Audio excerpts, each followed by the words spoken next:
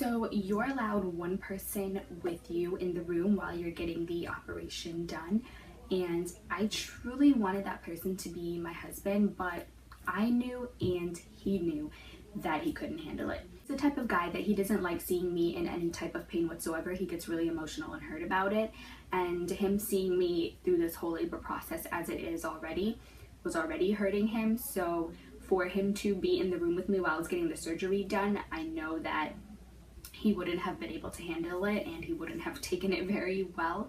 So the best person to go with me is my aunt. So they ended up getting her ready in like this outfit and uniform thing to go in the operation room with me, and then they went ahead and rolled me on in the room. So they had to move me from the hospital bed I was on onto this stretcher thing on the table. So while they were doing that, and I specifically remember seeing like all these nurses and all these different people in the room, like running around, getting utensils ready, cleaning, doing all types of stuff. And I just remember laying there like panicking and being afraid. And I kept asking everyone, like, are you sure this isn't gonna hurt? I'm not gonna feel anything. And they were just like, no, you're not gonna feel anything. We're gonna numb you. Everything's gonna be okay. So they went ahead and they issued me the first dose of medication to numb me, and they told me that, they're going to clamp me and stuff with the utensils, and I have to tell them if I can feel or not. So they did the first dosage and I could still feel. They did the second dosage and I was still able to feel. And then they did the third dosage and I could still feel a little bit, but not as much as the first two. And I didn't want to take the risk of telling them no, I couldn't feel anything. And then when it came time for the surgery, I could feel every single thing. So I was like, no, I can still feel this pain. So at that point they were like, we're going to have to put you to sleep then since you can still feel this stuff. And I was still panicking and freaking out. I remember telling the lady was above my head as I was laying down, and she was getting everything prepared, the mask and everything. And I was like, are you sure I'm not going to feel anything? What's going to happen? I'm going to be knocked out? Like, I'm freaking out about being knocked out too. And then while I'm like saying my last words, she like just clamped the gas mask over my face, and then that was the end of it. I don't remember anything. I completely blacked out. And then my aunt wasn't able to be in the room with me at that point because since they were going to put me to sleep, they were like, there's no point of her being there with you anyways because I'm not going to be awake. Like the whole point of her being there is if I was awake during the surgery for someone to be there to comfort me, hold my hand, talk to me and whatnot. And they had to get this process done really fast, so she didn't end up coming. So I remember waking up in a completely different room, hooked up to all these IVs and whatnot, and the nurse came in and told me that, I don't remember if it was every 5 minutes I had to press this button to issue the medication to me, or if it was every time I felt pain I had to press it. It was one or the other, but I know that I had this medication to help me with the pain. And then my husband and my aunt came into the room to visit me and see me after the surgery was done and, see how everything was and to be with me. And then we stayed there for some time until they moved me over to a different room, which was like kind of like my recovery room. So when we got to the recovery room, I remember being in a lot of pain, and I was able to get some sleep that night. That was Friday night. I was able to get some sleep and rest, and then the next morning the nurse came in to take the catheter out of me. So she told me that I was going to have to get up to go use the bathroom from now on, and the first time that I have to go to the bathroom I have to buzz for the nurse so she can go with me. And then the doctor came in right after to check on my stitches. Now, I was so terrified of what this wound looked like. I did not want to see it at all. So they just kind of came and lifted it up and checked and made sure everything was okay. And I was like, all right, you go ahead and do your thing. I don't want to see. So the first time I had to pee, I buzzed for the nurse. She came to go with me. Now, the pain that I was in to get up from this bed, it was excruciating. Because remember, in order to get up, you have to use your lower abdomen muscles, and that's where the stitches are. So I was in so much pain. It was so difficult to get out of this bed. Like, I literally had to slide all the way to the edge of the bed and then kind of roll off of it. And then she went with me to the bathroom, showed me how to disinfect and all that stuff. And then to get back on the bed was also painful as well. I had to, get on the bed and then kind of like slide my way and scooch up a little bit at a time. And because it was so painful to get off the bed and on the bed just to go pee, I literally tried not to pee so often. I held it as much as I could just so I wouldn't have to get off this bed because it hurt so bad. Remember that my left hand was swollen. It was completely swollen from this IV because this IV was in me from the time I got to the hospital going into labor up until this point. So all this medication and this, IV being in there, it made my hand swollen. So I asked them if they can switch it over to my right hand because my left hand was in so much pain. So they took it out and they were like, they're gonna do it again. So now this is the second night being there at the hospital. And this old nurse comes in to reissue this IV. Now, she looked like she didn't know what she was doing, but I was afraid to say anything because I'm like, she's a nurse. She has to know what she's doing. So I didn't say anything. So she came in, she disinfected everything and got everything ready to put this IV in. Now, because I'm so tiny, it's hard to find veins on me. Like, you can't find my veins that easily. And she was looking and she was having a hard time. And I remember her like looking like she didn't know what she was doing. And then when she tried to put the needle in, it was like, it hurt so bad. It was really painful and it felt like she ruptured my vein or something like that. So she ended up calling for another nurse to come and do it. Now, this nurse came in and she was a little bit younger, but she looked like she couldn't see very well. So she's like trying to look at my vein and she's just like, and I'm like, what is going on? What is wrong with these people? So she tried to poke the needle into my vein and then it felt like she ruptured a vein and there was blood like almost gushing out. It was that bad. So at this point I was very angry. I was upset because I was in so much pain. They kept hurting me from poking me so many times. It was literally like 5-6 times they poked me. So then they were like, you know what, we're gonna let you rest for a little bit and then we're gonna come back and try again. So they let me sleep for a couple of hours and then they came back into the room to try to get this IV in again. They had to get the IV in because remember, this is where I'm getting my medication from, is through this IV, so it was a must. So they came and they tried again and it was even worse. I think they did rupture the vein this time because it was really bad, it was painful, and they were here trying to wiggle it and I was just like, no, this is it, that's it, I don't want it, you're done. So I ended up telling them, how come the nurses in labor and delivery were able to get it done so easily? Like, can you go find one of them? So they ended up calling a nurse from labor and delivery. She came in and she did say it was hard to find my vein here. So she ended up having to put the IV up here on my arm. They tried to avoid putting it up here on your upper arm just because it's uncomfortable and for you to move your arm and stuff, it's uncomfortable and a lot more painful.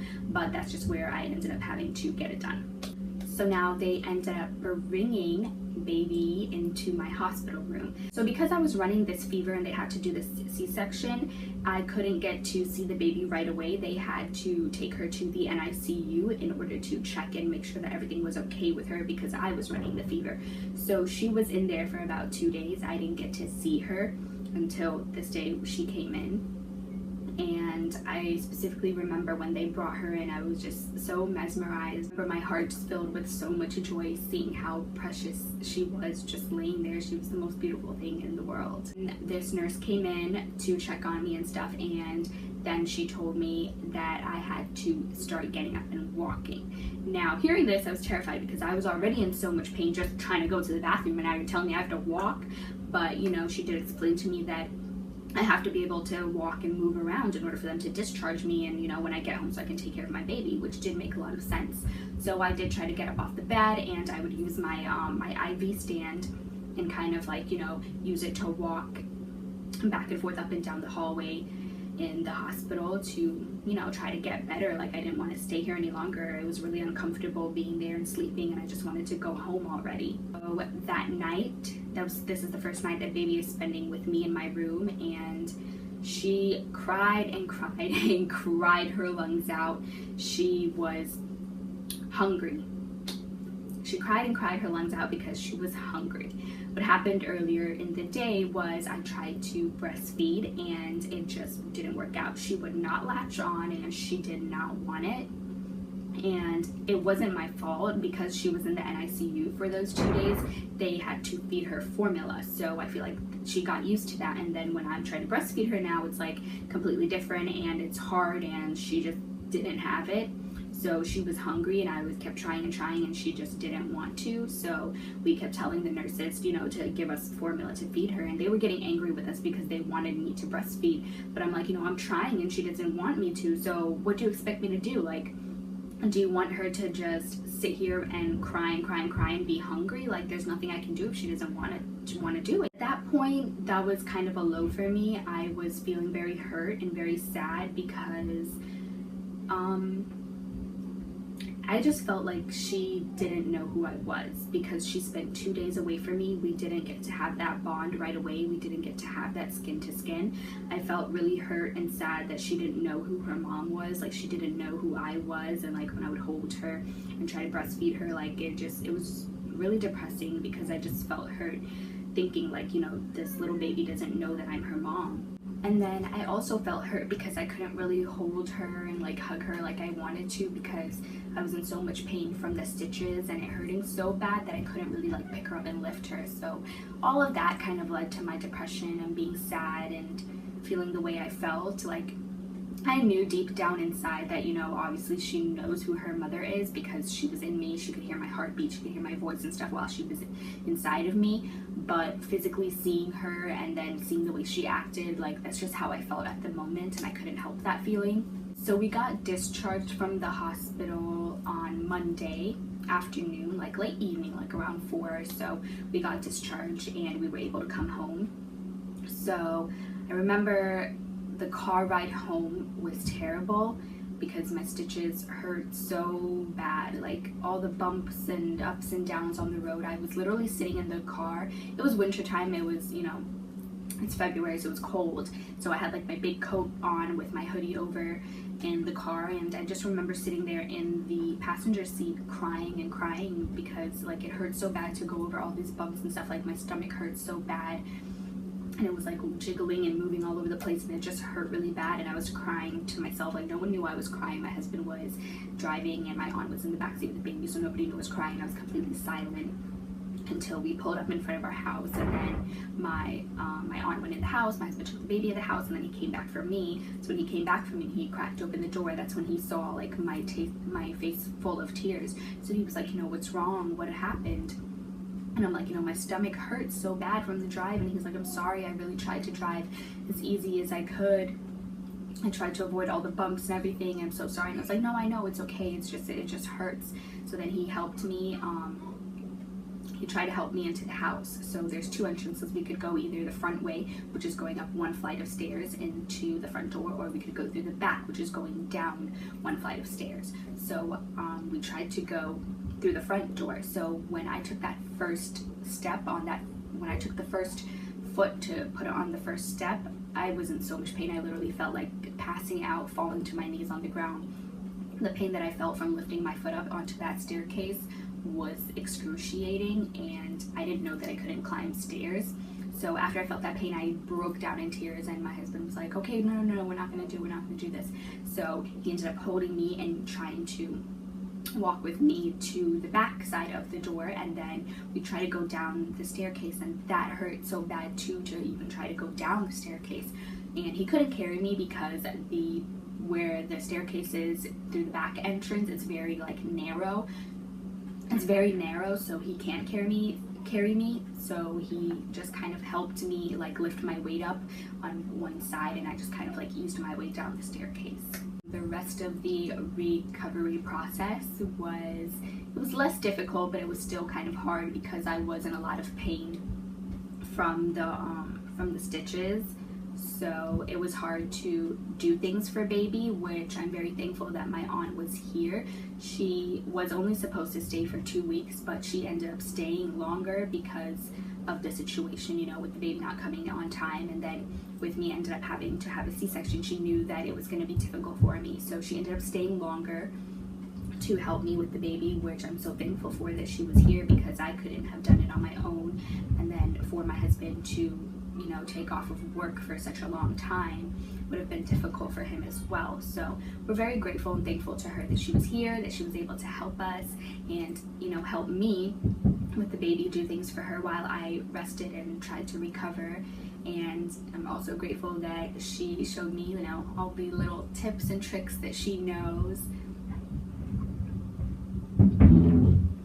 once she saw that I was able to, you know, do things on my own and kind of move around more and walk and like lift things and carry the baby and stuff, she knew that, okay, I was good now, that she can go. So I'm going to go ahead and bring baby over so you guys can meet her and see her, and hopefully you will fall in love with her just as much as I have. So this is Miliana. Say hi. Are you gonna say hi to the camera? Are you gonna wave to everybody? Ooh. She's the most precious thing in the world, and she means absolutely everything to me. And if I had to go through that experience again, I definitely would 100 times, because I know that at the end of it, I get this beautiful bundle of joy right here, and to me that is worth the while. And I just want to say that for all you moms to be out there, and those of you that are thinking of being moms, that, you know, don't be afraid, that it's good to do your research and it's good to watch videos and learn about the situation, but that doesn't mean that you need to be afraid, because we're moms and this is what we're meant to do, and our bodies can handle it. Just know that what one person experiences, it doesn't necessarily mean that you're gonna experience the same thing. You know, everybody is different.